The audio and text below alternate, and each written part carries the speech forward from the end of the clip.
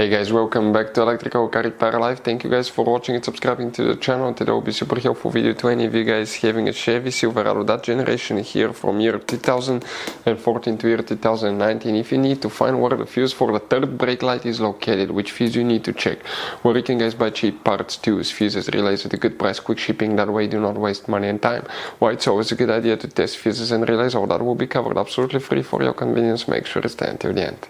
Before we start, let us tell you a little bit about us, guys. Every single car we get here at the garage, we try to make at least 200 to 300 free repair videos. We take them completely apart. We show you how to fix engines, transmissions, engine codes, engine lights, fuses, all that stuff, guys. Why we do all that? Because our mission in the shop is to save you guys as much money as we can. All we need in return, please subscribe to the channel, like the video. That way we can keep providing these videos absolutely free. Now, guys, we have more than 14,000 free repair videos on our YouTube channels that can save you thousands of dollars in future repairs. So please check them out, and they can save you quite a bit of money now or in the future.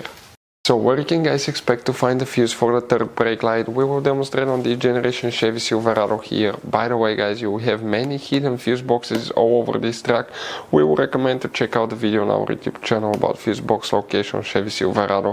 What you guys need to do, open the hood, and once you open the hood, guys, here on the driver's side you have a fuse box under that cover. Open it and you will find a fuse box with a layout like this one for 2014 through 16 models, and layout like that for 2017 through 19. Before we continue, guys, let's explain quickly why it's always a good idea to test fuses and relays. It is, guys, very important to test fuses and relays. On those fuses you cannot clearly see if they're burnt or not, especially you can see in the J-case fuses as well. And if you guys assume, okay, let's say you remove a fuse, you look at it and you assume, guys, that it's actually a good fuse, but it's actually a bad fuse. Sometimes you cannot clearly see that.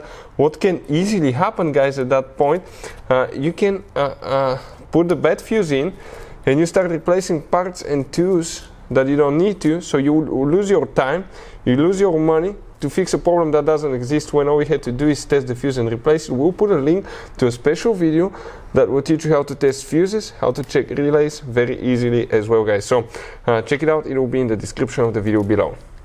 Now, guys, quick thing: if you need to buy fuses, relays, parts, tools at a good price, quick shipping, that way you do not waste money and time, guys, we're going to put the links in the description of the video below for your convenience. Please check it out, that way you do not waste money and time. For the third brake light, one fuse will need to be checked. Make sure you stay until the end, guys. We want to share one good advice with you, that way you do not end up being stuck in the middle of nowhere like it happened to us. First, we'll demonstrate on 2014 through 16 model. If we zoom in the middle of the fuse box, the fuse that you need to check is fuse number 38 right here. And if you have year 2017 through 19, the location will be exactly the same. Fuse number 38 will need to be checked for the brake light. Now, guys, you have all kind of different fuses and relays in that Chevy Silverado. You have different fuses, relays that could be really hard to find, especially if you're in the middle of nowhere.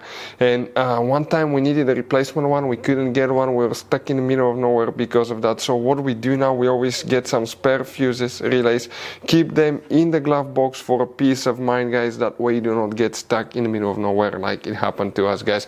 Hopefully the video will be helpful. Thank you guys for watching, and see you next time.